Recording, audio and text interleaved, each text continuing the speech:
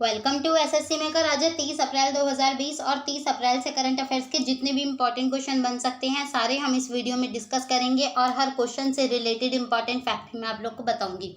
तो पूरा वीडियो बहुत ध्यान से देखिए। लास्ट में मैं क्वेश्चन भी पूछूंगी जिसका आंसर आप लोग को कॉमेंट बॉक्स में लिखना है। आई होप सभी करेक्ट आंसर लिखेंगे। चलिए देखते हैं आज का फर्स्ट क्वेश्चन क्या कहता है। फर्स्ट क्वेश्चन की अगर हम लोग बात करें, बॉलीवुड अभिनेता इरफान खान का हाल ही में निधन हो गया। वे किस बीमारी से पीड़ित थे? तो इसका करेक्ट आंसर क्या है? ए इसका करेक्ट आंसर है न्यूरोएंडोक्राइन ट्यूमर। न्यूरोएंडोक्राइन ट्यूमर से वे ग्रसित थे।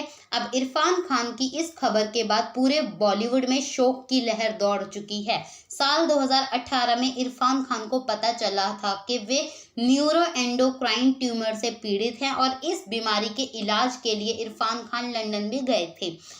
और करीब साल भर इलाज कराने के बाद वे वापस भी लौटे थे। और अभिनेता इरफान खान अपने इलाज के कारण काफ़ी दिनों तक बॉलीवुड से भी दूर रहे थे। लंदन से स्वस्थ ठीक होकर लौटने के बाद उन्होंने बॉलीवुड में वापसी की और अंग्रेजी मीडियम की शूटिंग भी की थी, लेकिन मतलब सिचुएशंस खराब होने के बावजूद फिर भी उनकी डेथ हो गई। ठीक है, कल के दिन मतलब 29 तारीख को उनकी डेथ हुई है। ठीक है, और वो कौन सी बीमारी? Neuroendocrine tumour. ये एक टाइप का ये ब्रेन ट्यूमर टाइप कह सकते हैं हम इसको। ठीक है, तो चलिए मूव करते हैं आज के सेकंड क्वेश्चन की साइड। लेकिन उससे पहले गाइस, आज के वीडियो के टारगेट की अगर हम लोग बात करें तो आज के वीडियो का टारगेट क्या है? 1300 प्लस लाइक्स। आई होप ये टारगेट सभी अचीव करेंगे। और अगर ये वीडियो आपको अच्छा लग रहा है, हेल्पफुल लग रहा है, तो आप ज़्यादा से ज़्यादा सभी को शेयर करिए और ज़्यादा से ज़्यादा लाइक करिए। चलिए देखते हैं सेकंड क्वेश्चन क्या कहता है। सेकंड क्वेश्चन है, किस देश ने पुरुषों की विश्व मुक्केबाजी चैंपियनशिप 2021 की मेजबानी गंवा दी? तो इसका करेक्ट आंसर क्या है? जी हाँ, भारत ने पुरुषों की विश्व मुक्केबाजी चैंपियनशिप 2021 की मेजबानी गंवा दी। अब भारतीय मुक्केबाजी महासंघ मेजबानी की फीस नहीं भर सका था, लिहाजा अब वो इस प्रतियोगिता का आयोजन नहीं कर पाएगा। अंतर्राष्ट्रीय मुक्केबाजी महासंघ ने साल 2017 में किया था करार तोड़कर अब सर्बिया को मेजबानी सौंपी। मतलब अब सर्बिया इसकी मेजबानी करेगा 2021 की। चलिए देखते हैं आज का अगला प्रश्न क्या कहता है। अगला प्रश्न है आज का थर्ड क्वेश्चन। स्वास्थ्य मंत्री द्वारा कोरोना वायरस संक्रमण की जांच के लिए त्वरित परीक्षण किट का भारत में ही किस महीने के अंत तक निर्माण शुरू हो जाएगा? तो इसका करेक्ट आंसर है मई 2020।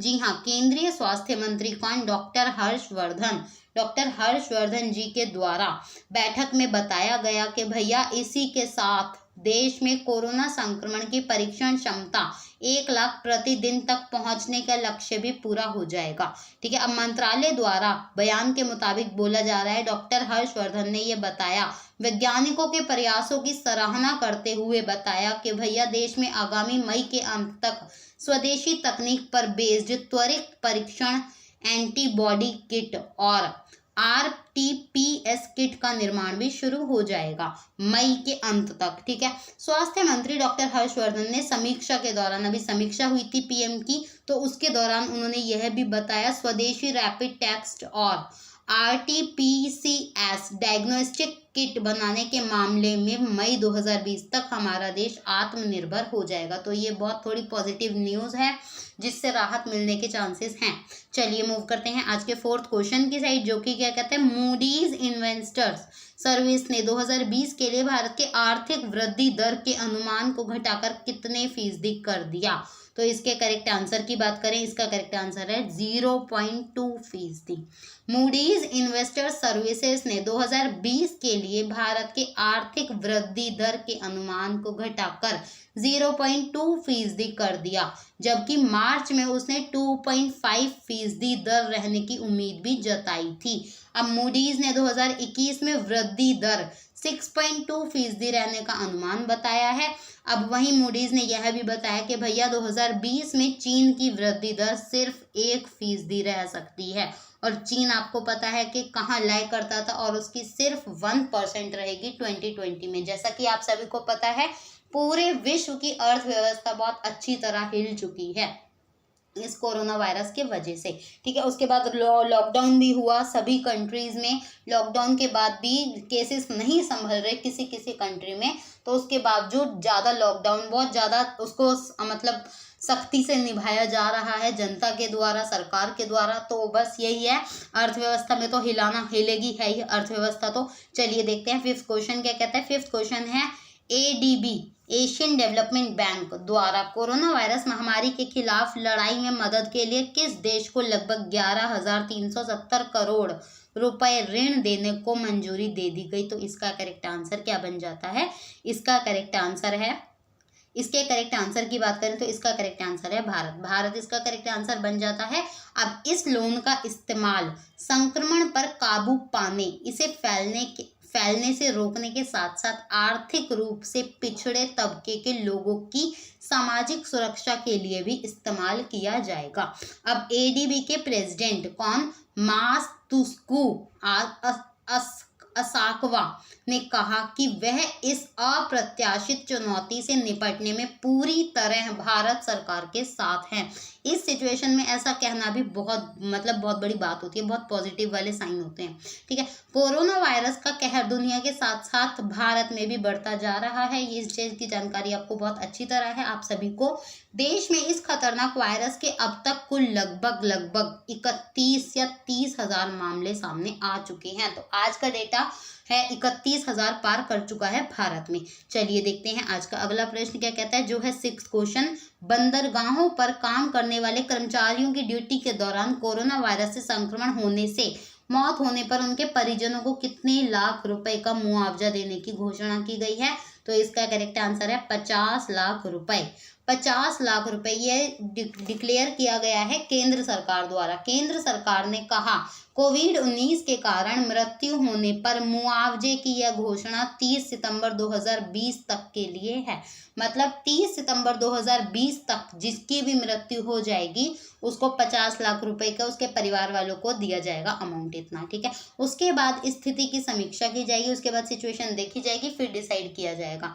अब इस मंत्रालय ने इस संबंध में एक ये जारी करते हुए, एक बिल जारी करते हुए, एक बात जारी करते हुए बंदरगाह द्वारा सीधे अनुबंध पर रखे गए और अन्य ठेका कर्मचारी सहित सभी बंदरगाह कर्मचारियों को यह सुविधा उपलब्ध भी की जाएगी। मंत्रालय के इस डिसीजन में कहा गया कि सभी प्रमुख बंदरगाह कोरोना वायरस संक्रमण से किसी कर्मचारी की मौत होने की स्थिति में उनके कानूनी वारिस को मुआवजा अथवा अनुग्रह राशि उपलब्ध कराई जाएगी। तो इसका करेक्ट आंसर है 50 लाख रुपए। चलिए देखते हैं सेवंथ क्वेश्चन क्या कहता है। किस देश के सदर्न ट्रांजिशनल काउंसिल अलगाववादी समूह ने घोषणा की कि वह अपने नियंत्रण वाले क्षेत्रों में स्वशासन स्थापित करेगा? तो इसका करेक्ट आंसर है यमन। यमन इसका करेक्ट आंसर बन जाता है। सदर्न ट्रांजिशनल काउंसिल ने अपनी सेनाओं को दक्षिणी बंदरगाह अदन के लिए रवाना कर दिया। अब सदर्न ट्रांजिशनल काउंसिल सऊदी अरब के नेतृत्व वाले गठबंधन के प्रमुख समूहों में से एक है जो हूती विद्रोहियों के खिलाफ लड़ रहा है। ठीक है, अब सऊदी अरब के नेतृत्व वाले गठबंधन ने कोविड-19 महामारी के चलते संयुक्त राष्ट्र की पहल पर एक तरफ युद्ध विराम की घोषणा भी की थी तथा उसे पुनः 1 महीने के लिए और ज्यादा बढ़ा दिया, लेकिन यहूदी विरोधियों ने इस बात को स्वीकार नहीं किया और हिंसा जारी रखी। तो इसका करेक्ट आंसर इसलिए बन जाता है यमन। चलिए देखते हैं 8वां प्रश्न क्या कहता है। बैंकिंग उद्योग को किस तारीख अवधि के लिए सार्वजनिक उपयोगिता सेवा घोषित किया गया? तो इसका करेक्ट आंसर क्या है? 21 अक्टूबर। 21 अक्टूबर केंद्र सरकार द्वारा जारी की गई इस घोषणा का मतलब है कि भैया अधिनियम लागू रहने की अवधि तक बैंकिंग उद्योग के कर्मचारियों व अधिकारियों द्वारा कोई हड़ताल आयोजित नहीं की जाएगी। यह निर्णय श्रम एवं रोजगार मंत्रालय द्वारा कोरोना वायरस महामारी के मद्देनजर लिया गया है। कोरोना वायरस के कारण लागू किए गए लॉकडाउन के प्रभाव स्वरूप भारत की आर्थिक गतिविधियां काफी अधिक प्रभावित हुई हैं। बैंकिंग उद्योग को सार्वजनिक उपयोगिता सेवा घोषित करने का प्रमुख उद्देश्य कोविड-19 महामारी के फलस्वरूप आर्थिक संकट का सामना कर रहे ग्राहक को सुरक्षा एवं बेहतर सेवा प्रदान करना है। तो इसका करेक्ट आंसर इसलिए क्या बन जाता है? 21 अक्टूबर इसका करेक्ट आंसर बन जाता है। चलिए देखते हैं 9वां क्वेश्चन क्या कहता है। अंतर्राष्ट्रीय नृत्य दिवस निम्न में से किस दिन मनाया जाता है? तो 29 अप्रैल 29 अप्रैल अंतर्राष्ट्रीय नृत्य दिवस की शुरुआत 1982 29 अप्रैल 1982 से हुई। यूनेस्को के अंतर्राष्ट्रीय थिएटर इंस्टीट्यूट की अंतर्राष्ट्रीय डांस कमेटी ने 29 अप्रैल को नृत्य दिवस के रूप में स्थापित किया। अब एक महान रिफॉर्मर जीन जॉर्ज नोवरे का जन्म की स्मृति में यह दिन अंतर्राष्ट्रीय दिवस के रूप में मनाया जाता है। तो इसका करेक्ट आंसर क्या है? 29 अप्रैल। चलिए देखते हैं आज का अंतिम और 10th क्वेश्चन क्या कहता है। किस राज्य सरकार ने जीवन शक्ति योजना नामक एक योजना लॉन्च करी? तो इसका करेक्ट आंसर क्या है? एमपी, मध्य प्रदेश। एमपी इसका करेक्ट आंसर बन जाता है। मध्य प्रदेश के मुख्यमंत्री ने जीवन शक्ति योजना नाम की एक योजना लॉन्च करी और इस योजना के उद्देश्य की बात करें, शहरी महिलाओं को मास्क बनाने के लिए प्रोत्साहित करना। बहुत डिफरेंट है, इसीलिए ये क्वेश्चन बहुत ज़्यादा इम्पॉर्टेंट है। ठीक है, इसको अच्छे से याद कर लीजिएगा कि भैया जीवन शक्ति योजना किसके लिए लॉन्च की गई? शहरी महिलाओं को मास्क बनाने के लिए प्रोत्साहित करना और उनकी आजीविका बनाए रखने के लिए उन्हें वित्तीय सहायता प्रदान करना। मध्य प्रदेश के मुख्यमंत्री ने यह भी कहा कि मास्क बनाने की इच्छुक महिलाओं को उनके टेलीफोन अथवा मोबाइल फोन के माध्यम से कॉल सेंटर नंबर पर कॉल कर अपना पंजीकरण कराना। वो एक नंबर दिया है, उस नंबर पर पंजीकरण कराना होगा उन लोगों को और उस पंजीकरण के बाद उन्हें मोबाइल पर ही मास्क बनाने का ऑर्डर भी मिल जाएगा, जो कि बहुत ज़्यादा मतलब डिफरेंट इनिशिएटिव है, बहुत ज़रूरी भी है इस वक्त के तौर पर। चलिए देखते हैं कल के प्रश्न का आंसर। बहुत सारे बच्चों ने करेक्ट आंसर लिखा था, मैं उन सभी का थैंक्स करना चाहती हूँ और उम्मीद करती हूँ आज भी सभी बच्चे करेक्ट आंसर लिखेंगे। देखते हैं कल का क्वेश्चन क्या था। किस राज्य सरकार ने कोविड-19 महामारी का मुकाबला करने के लिए आप्त मित्र हेल्पलाइन और मोबाइल एप्लीकेशन लॉन्च किया?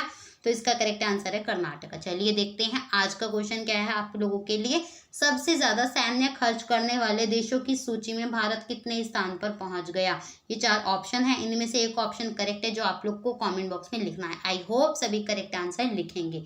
ठीक है, और अगर ये वीडियो आपको अच्छा लग रहा है, हेल्पफुल लग रहा है, तब आप वीडियो को ज़्यादा से ज़्यादा शेयर करिए और आज के वीडियो के लाइक का टारगेट बिल्कुल मत भूलिएगा। आज के वीडियो के लाइक का टारगेट क्या है? 1300 प्लस लाइक्स। आई होप ये टारगेट सभी अचीव करेंगे।